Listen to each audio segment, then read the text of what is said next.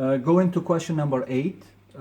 In fact, it is 4 questions in one. So I start with part 1 of it. What is the first thing I do when I do a tank?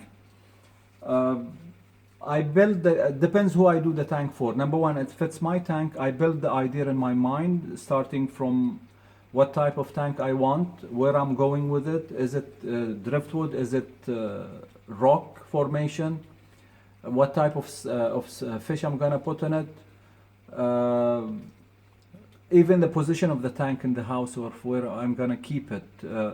I build all that in my tank. I build the concept in my tank, and from there I take it further. Part 2, my method.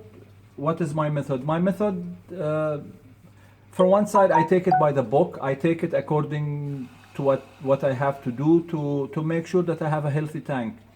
I use all the additives, the basic additives from ADA.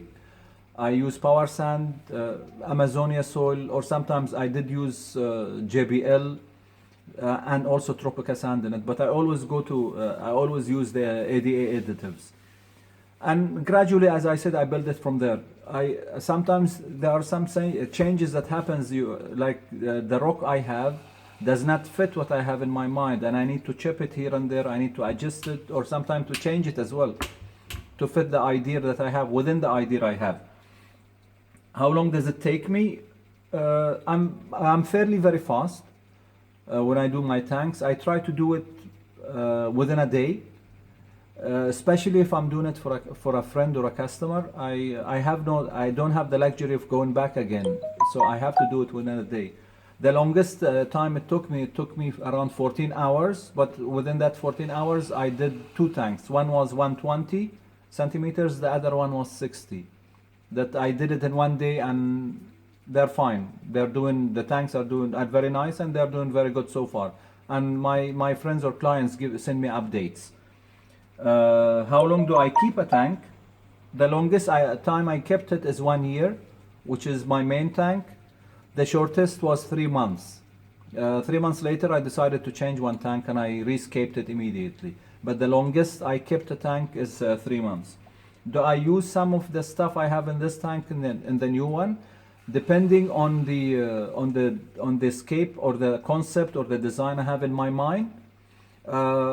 I might keep some, or usually most of the stuff I will return back to the fish store, especially with the fish and some of the plants. Usually the store takes it back, but I mean I give it to him, not sell it to him.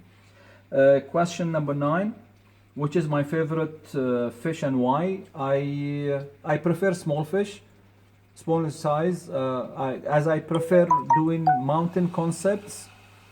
Small fish is more appropriate to fit that concept.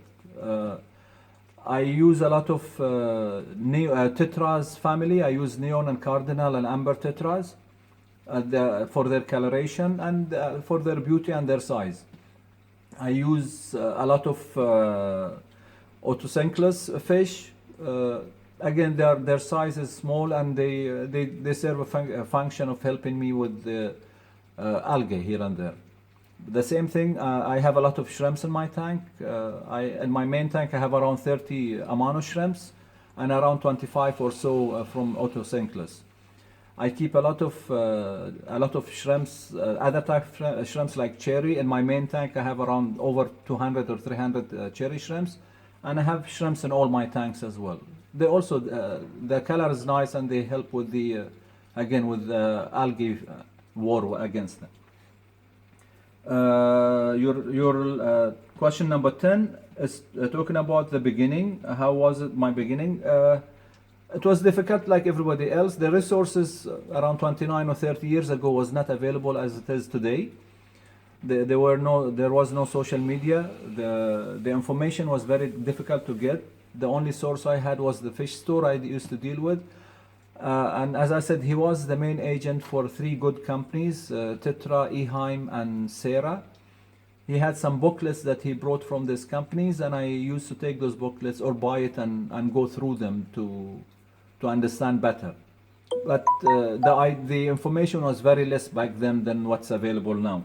Your last question is, when I'm creating a scape, do I follow a strict concept, or do I let plants and hardscape change your idea? When I do a scape, or when anybody does a scape, he has that concept in his mind that he wants to reach at the end. In time, plants do take over. As much as we trim and we cut here and we adjust here and we take and we add or we replace, plants do grow and take over to a certain degree. I try to keep it in limitation as much as I can, but it doesn't change much, but it does show that it changes in time as the plant settles and the tank settles and the plant grow.